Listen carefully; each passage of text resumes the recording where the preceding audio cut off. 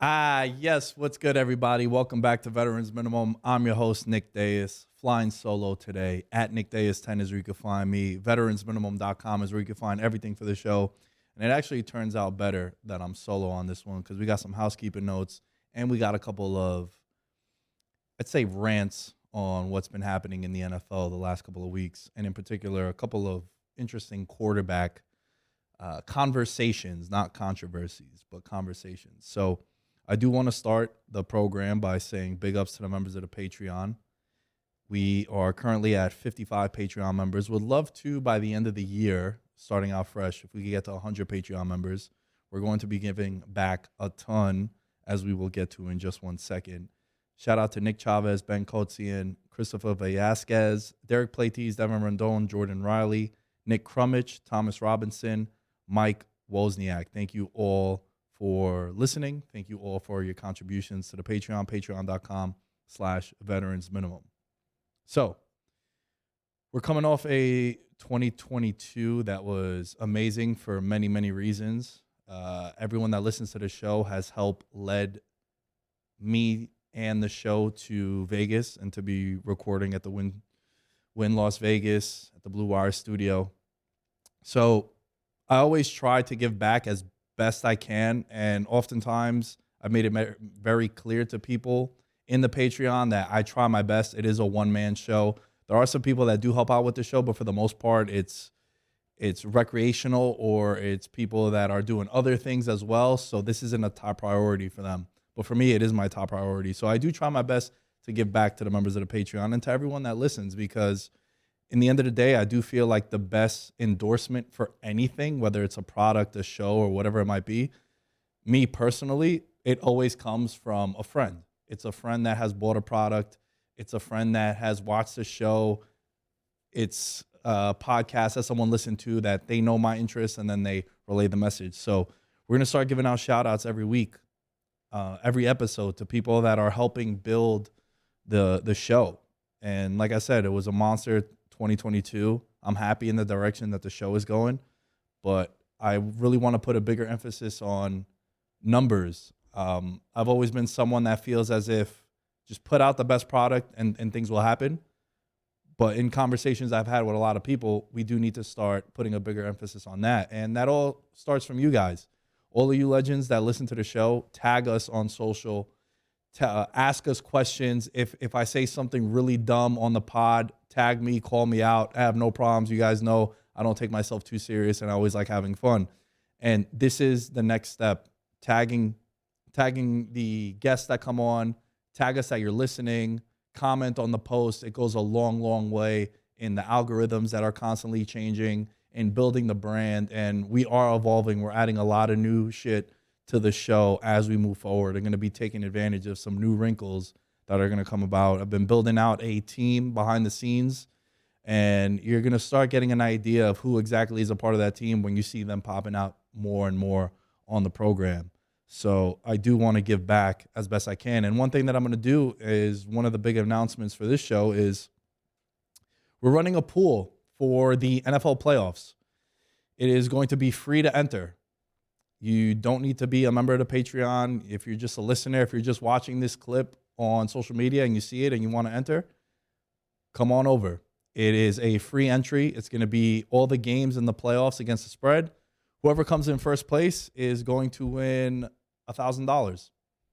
And there's no fee to join. There is no catch, no hidden shady shit, none of that. Just the link is going to be in the episode. You have until the first games of Wild Card weekend, so not this weekend, the following weekend. So we're going to be promoting this for the next 2 weeks. Shout out to Kenny. Kenny Bets Big. He put me on to this website that he ran one of his contests for. And it's just a way to give back, man. So whoever wins that is going to win $1,000 around the Super Bowl. So it'll be a nice Valentine's Day gift if you are with a +1, something you could dabble in. But hopefully we get as many people to join this. It'll be fun. We'll all get to compete. If I happen to win, which I will be entering in this contest too, I'll just give it to second place. Money's definitely going to go out somewhere. It's going to go to a good cause. Hopefully this is something you guys can get behind. And it's just a way for me to give back to everyone that listens to the show. So I have dropped it in the Discord first for all the members of the Patreon. That's one of the perks you do get in the Discord. I do want to give a shout out to all the members of the Discord in particular, because we've made it a little bit more lively. It's been something that I like, building out that fan base, and we have a lot of people that contribute on a daily, whether it's betting picks or just commenting. And oftentimes now I am starting to schedule more ahead and having guests coming in to Vegas that will be in Vegas, I should say. So you guys often put those shows together too. There have been many times where I'll have someone on and I'll ask you guys questions. And yeah, I might not particularly say, oh, Burnsy asked this question, but I will take that question and ask the guest so it gets answered as well. So those are just a couple of the things, man, moving forward in 2023 that I definitely want to accomplish. I want to continue to build. Year over year, the show is doing better and better than it was the year before. And that's all that I could ask for. And I know things are working, and I know that we're getting more and more interesting conversations happening and pivoting into a more direct direction for the program. So I'm super excited. Another thing I'm super excited about, and we'll get into some football, the New York Giants are in the playoffs. It's been a long time coming. Since 2016 was the last time the New York Giants made the playoffs. And, you know, I got to give a shout out to Alan, who back in 2016, him and I got really close. That's when we really became friends. We always knew each other, mutual friends. Alan, who comes on the show every week. But he had asked me how I felt about the Giants going into that playoff game against the Packers. And I was just being a Debbie Downer. And he's like, dude, shut up. Like, bro, enjoy this. You never know when you might make the playoffs again. And then, lo and behold, it took us 6 years to make it back to the playoffs. So it's a gift and a curse, right? Because I've been coming on the show every week and sort of laughing at every Giants victory that they have, because I don't feel like this is a good team. I think it is seriously flawed. But then on the flip side, I do like the direction that they're heading in. I think Daboll and Schoen are the right guys for the job. You have a GM and the head coach now who basically helped build the Buffalo Bills that we see now and have seen the last couple of years. And they're building a 2022, 2023 type of NFL roster. And that's exactly what you wanted, right? Nowadays, your quarterback, for as flawed as Daniel Jones is, you need to have a guy who can move the pocket. And that is his best attribute. He's a dude that when he gets on the run, he can pick up first downs. He is a mobile quarterback. The statue quarterback, the Tom Brady's of the world, yeah, there's still a path for them in the NFL, but you need to really, really be elite in order for you to be just a pure pocket passer. Like nowadays, every good quarterback that you think of, they're mobile. And we're not talking running a 4.4 40. We're like, no, look, it's 3rd and 8. Can you pick up a first down with ease with your feet? And that's what you see. A lot of the top teams in the league, for the most part, have mobile quarterbacks. The thing that's interesting about the Giants is they are an annoying team. Whether it's for me as a fan watching them, for you as a neutral just watching football, they're also an annoying team to play because it's easy for you to game plan to stop them, but they do execute at such a high level that it becomes a difficult matchup. Like, look at some of the games that they're in. It's a lot of one-score games. The ball can go in either direction. If Saquon Barkley is on, like he's been on this season, a nice bounce-back year for him, it's a difficult team to stop. And, yeah, they're doing it with a lot of no-name wide receivers, but Hodgins, ever since he got cut from the Buffalo Bills, ironically enough, also going back to the organization that we have now with Schoen and Daboll, they had this guy on the practice squad. The Bills cut him to open up a roster spot for Tre'Davious White, who's one of the elite corners in the league. And the Giants picked him up, and he has over 30 catches, I think, I'm pretty sure, since he signed with the New York Giants. And he fits the system. And, yeah, he's not exactly starting on your fantasy team, but dude has been productive. So has Richie James and Bellinger at tight end, and we know about the offensive line improving this year. But I really like what they're doing on defense, too. I felt like the strength of the team was going to be the defense. Martindale, with all these crazy blitzes, they're keeping them in games and also winning these games. And look, moving forward in 2023 next year, right, next football season, Giants are going to play a third-place schedule. And you guys know how much I drive that into the takes and into these projections and into the analytics of futures when you're looking at division winners and win totals. Like that's one of the big reasons for handicapping, in my opinion, when you're looking at season long outlooks is what's your schedule? You're going to play a third place schedule now and you're going to be in the playoffs? That's a win-win if you're the New York Giants. And Thibodeau is getting a lot of heat for him celebrating after Nick Foles was on the ground being treated. Look, man, I think I was just having this conversation with Antoine in the control room. It's like, I think nowadays we just look for shit to be upset about. And yeah, was it foul that he was celebrating? Yeah, it was messed up. But also the dude didn't know. And he comes out and he says, he's like, I didn't know that he was down. I just made a big ass play in the game. And I'm celebrating like, I missed a little bit of time in the regular season because I was hurt. So I come back and I've been having a lot of success the last couple of weeks. And all right, dude, if he was celebrating today on social media, posting pictures of Nick Foles, it'd be like, all right, man, that's kind of a dick move. But for the most part, it's like, bro just made a hell of a play. He's going to celebrate. He didn't know that the dude was down and being treated for. I think that's just people grasping at straws and trying to make something out of nothing and just looking to be angry at something, I think has been the norm for many years now, especially on social media. So that's putting a bow on what happened with Thibodeau and the New York Giants yesterday. I'm excited. I think one of two things happens in the playoffs. I think they upset someone in the first round when they get there, especially if they play like a Minnesota. Or I think if they play like a San Francisco, I think they get their shit punched in. And I think it gets really, really ugly.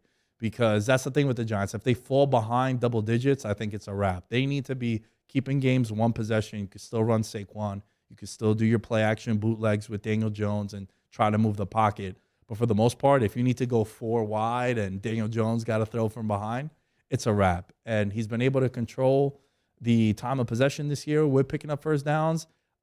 I think two things could be true. I think Daniel Jones is not the future of the New York Giants. I think he gets franchise tag next year ultimately. Remember, in the beginning of the year, they didn't pick up his fifth-year option. So that was telling you that we're not exactly sold. And also, he's having the best year that he's had in his career, too. So it's going to be interesting to see how that plays out. But for the Giants making the playoffs, I'm super excited. I'm happy. I think they could get some noise. They can make some noise, but I also think they might get torn up in the playoffs as well.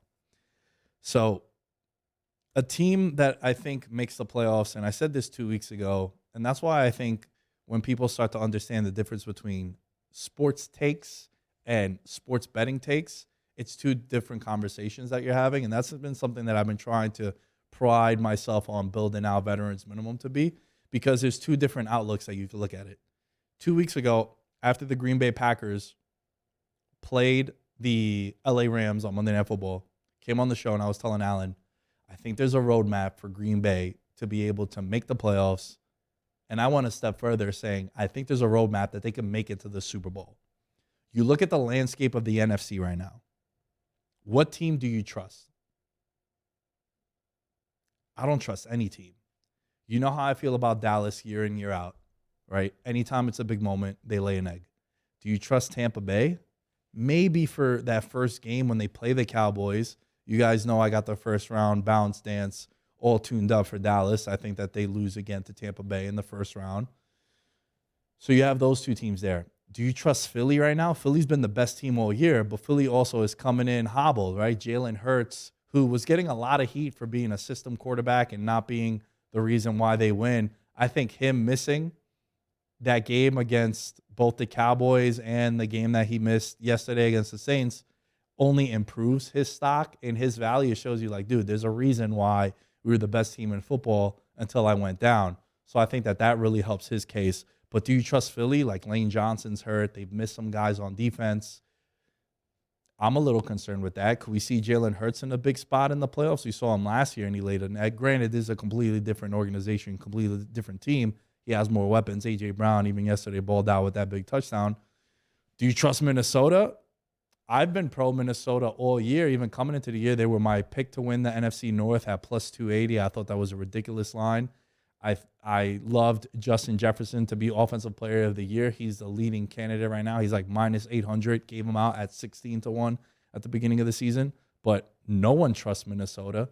Dude, they have 12 wins and they have a negative point differential.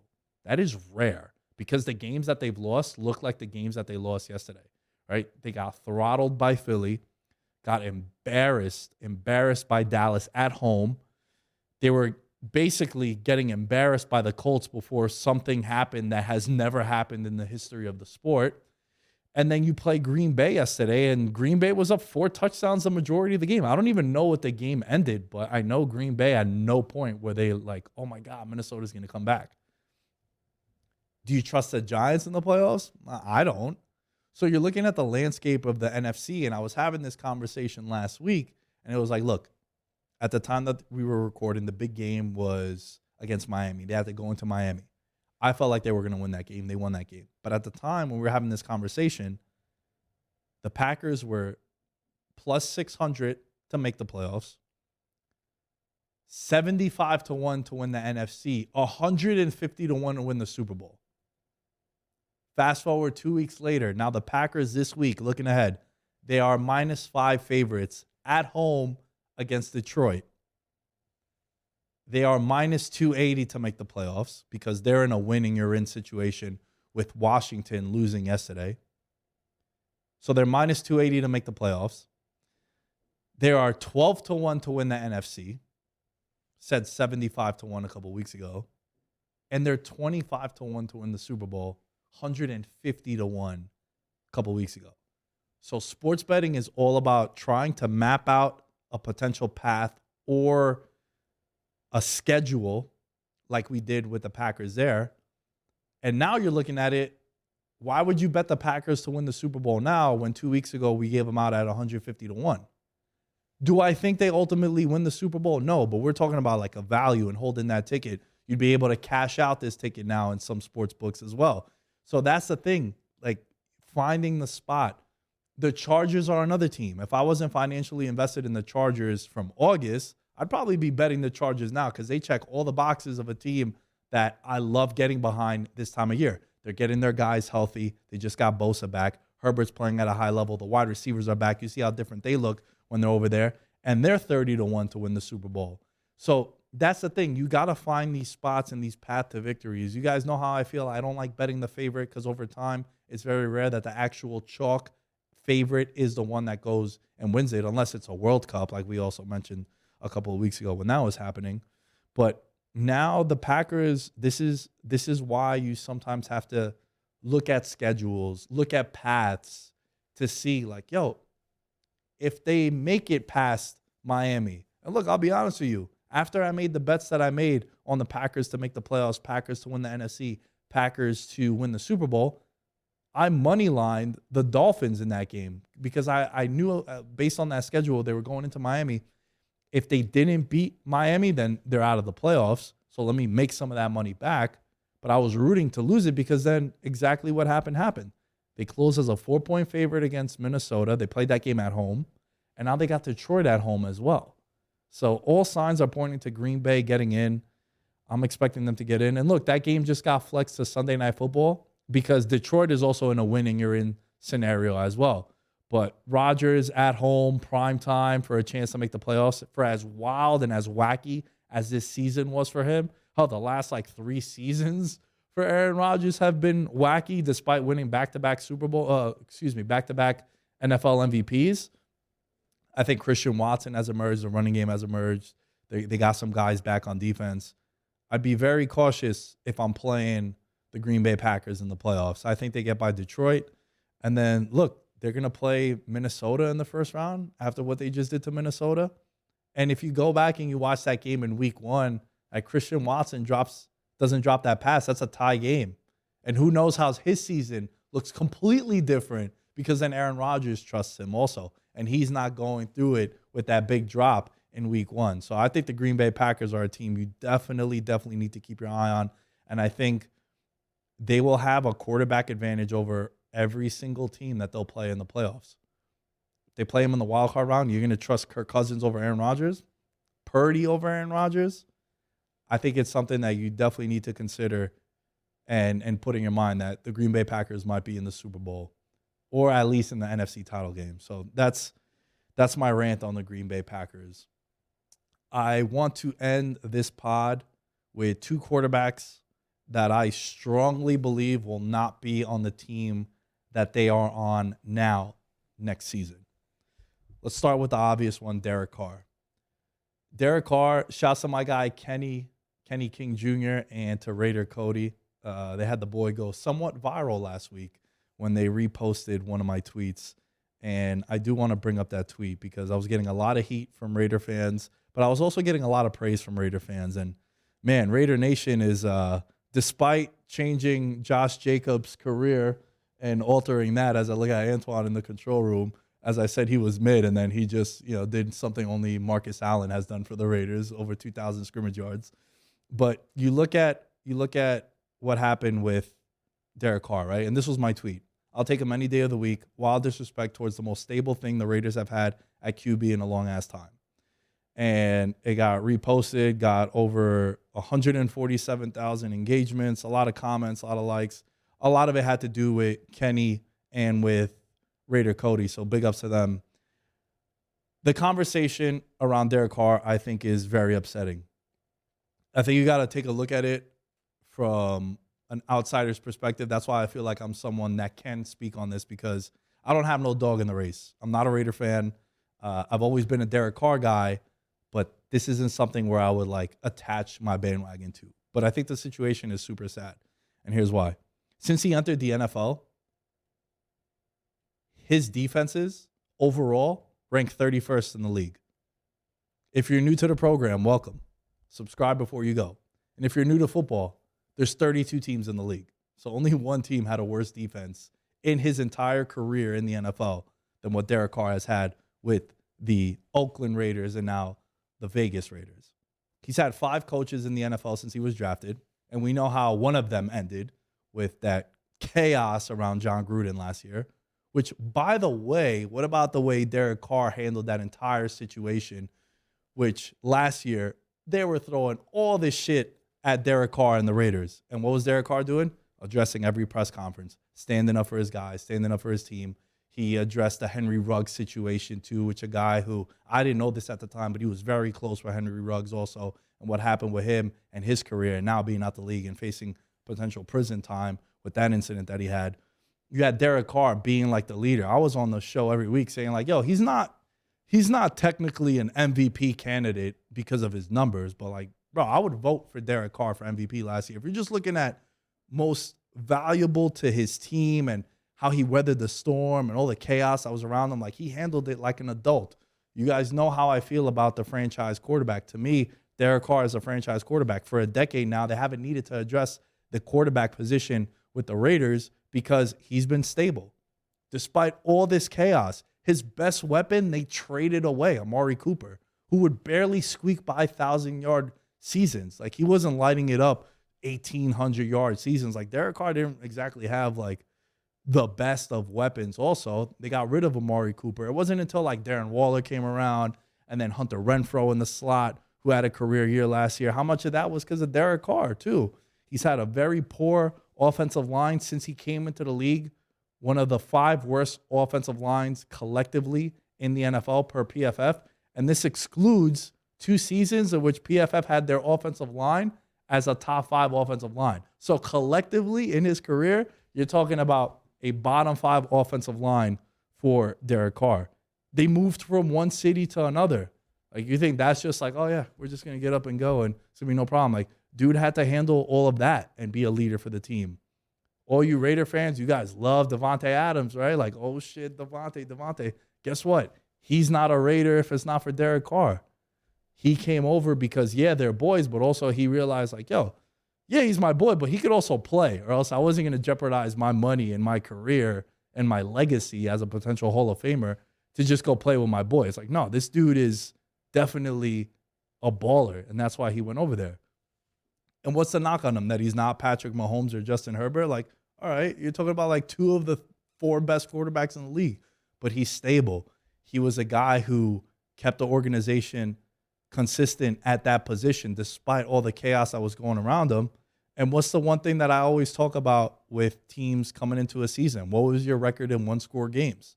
Last year, 8-2 were the Raiders, 4-0 in overtime. This year, they're 4-8 in one-score games.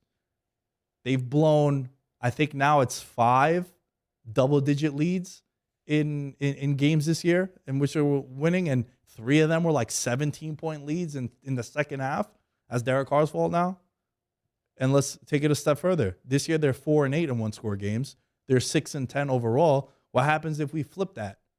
What happens if they were 8-4 in one-score games? We're looking at a team that's 10-6, probably is resting guys heading into week 18, not having to play for anything because they've already clinched a playoff seed. The way like the Bucks in the NFC, they're no matter what, they're going to be the 4 seed. So there's questions of, are we even going to play anyone in this game? The New York Giants, the same thing. The Giants are a 6 seed no matter what happens. So that's probably where the Raiders are at if it wasn't for the one-score games going against them, which we knew was going to happen because year in, year out, we always talk about this. If there's one thing you take away from like NFL content with VM, it's like, yo, that record in one-score games, it's a real thing because I'm telling you now, the Eagles, the Vikings, the Giants, all are amazing in one-score games this year. You can't expect that to happen next year. Maybe next year, that Washington call where the guy gets mugged in the end zone by the Giants corner, that gets called a pass interference, and it's 1st and goal on the 1 as opposed to it being a turnover and Daniel Jones is going and kneeling the ball there. So these are the kind of things, like one year those calls go in your direction. The other year they don't. And then this is what happens here. So to me, I think Derek Carr still has a lot left in the tank. He's 31 years old. Yeah, it's a big cap hit, but I think he moves on and he goes to a team. Now he'll have a chance to pick where he wants to go also potentially. There are some numbers that are going to have to be worked out by the Raiders. I think if they cut him, they save, I think, $60 million, but then they're still liable for $45 million next year. So it all depends what happens, but I think you've seen the last of Derek Carr in a Raiders jersey. And to all you Raider fans that were, bitching and moaning about Derek Carr, enjoy what happens next. You're going to see.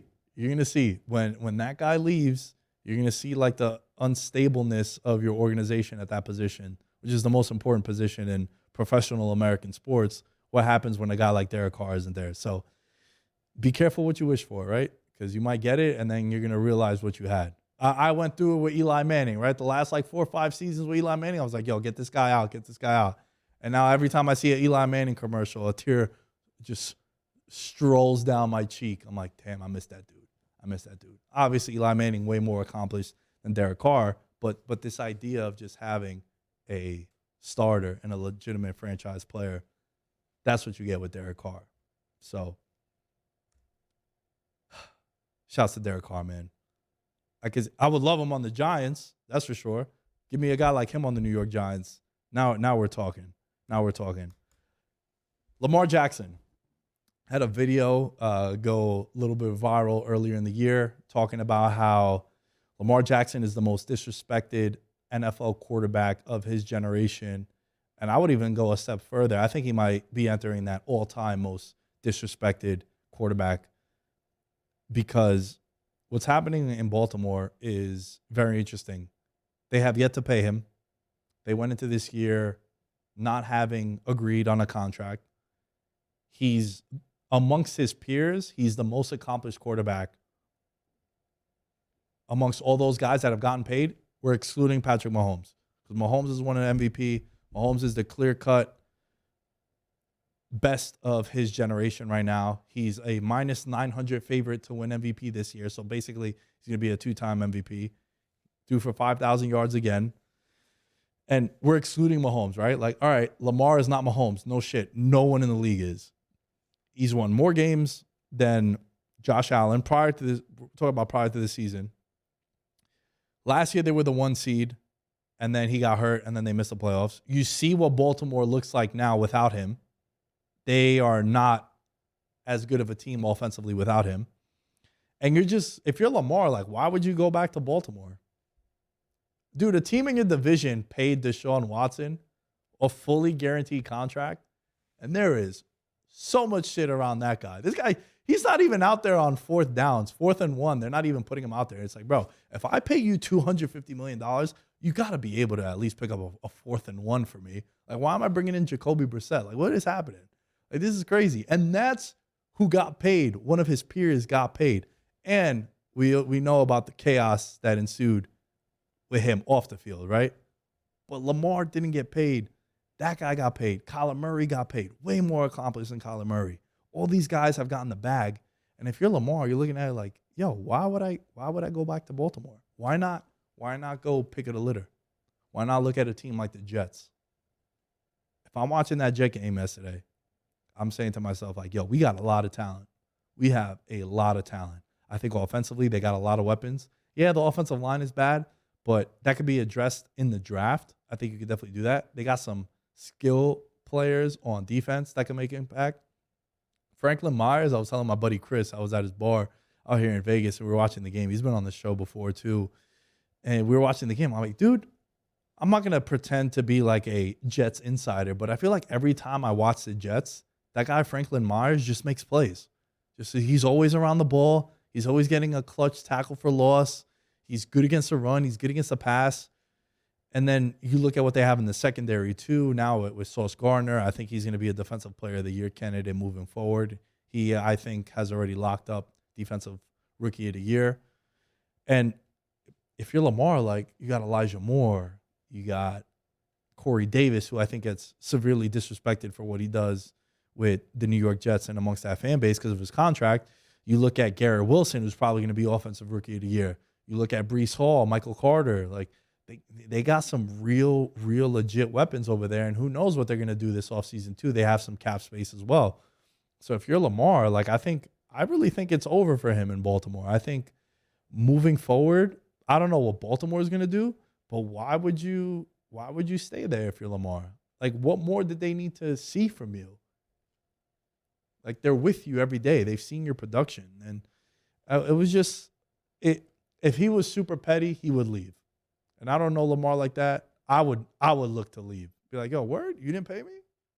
And I'm better than all these guys that have gotten paid, with the exception of one who's going to go down as one of the best quarterbacks of all time. But all these guys have gotten paid over me, and I've won an MVP. I win my division. I make the playoffs every time I'm healthy. I'm the hardest matchup for anyone week in, week out. And your best decision for me was what? What was the best weapon that they got him? Bateman? He missed time also. Mark Andrews? Yeah, he's a really good tight end, one of the top 5 tight ends in the league.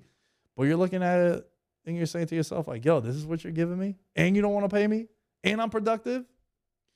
I don't know, man. If I'm Lamar Jackson, I'm really considering the New York Jets because they have a lot of talent, and they'll probably finish last in their division, which is crazy because I feel like they overachieved this year. And they got eliminated yesterday by losing to the Seahawks. Like, look, Mike White is way better than Zach Wilson, but he's also not a franchise quarterback. And I think one of my favorite sayings over the last couple of years has become both could be true. And, like, both of those statements could be true. Mike White, massive upgrade over Zach Wilson, but also it's Mike White, who was a practice squad guy, and he was third on the depth chart. There's a reason why you still need a quarterback. So there you have it for this episode of Veterans Minimum.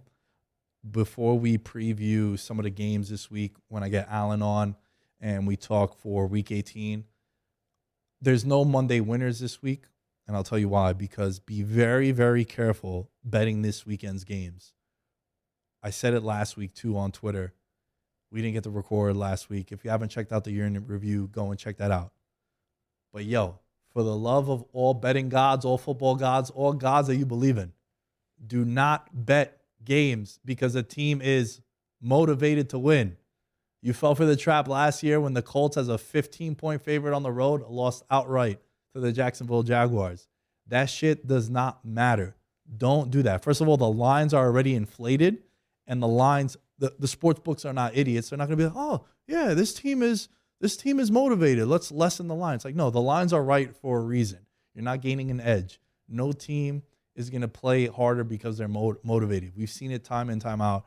The sports books clean up this week. What you should look for, and shouts to my guy Will Blackman, I talked about it on the pod with him many months ago and last year when we were doing the show together for WinBet. It's incentive week, and it's known around the locker room. Like, if a guy needs 4 passes to be caught in order for him to hit a 100-catch bonus to win $250,000, the players say that shit amongst themselves. Will has told me that. He's like, yeah, bro, we go into games and it's week 18. We have nothing to play for. We're like, yo, Bill, how many rushing yards do you need? Oh, I need 53. All right, bet. Let's get him 53 yards so he can get his bonus. Like, that is something you should consider. Last year, we built out the incentives parlay, and I think Mike Evans fell like one catch short of it, but he hit his yardage and he hit his touchdown bonus in that same game. You saw Gronk, I believe it was last year, he caught a pass and that led to a $1 million incentive. So this week, look at the incentives. Guys go out. I guarantee you it is a known fact. They go out and they say, yo, this guy needs this to happen. This guy needs that to happen. And players will force feed him the ball in order for that to happen. So it is incentive week. Don't fall for the motivational stuff. I'm telling you, it is not the case. I've talked to NFL players and they tell me it's like, dude, we just want to leave week 18 or week 17 at the time and not have to worry about going into the offseason with an injury. But they also do want to get their bag, and that's why it's incentive week. So we'll be back with some incentives this week. We'll be back with more VM. Thank you all for listening. Support the show any way you can, even if it means just mentioning it on social media. It goes a long, long way. And we will catch you later this week on Veterans Minimum.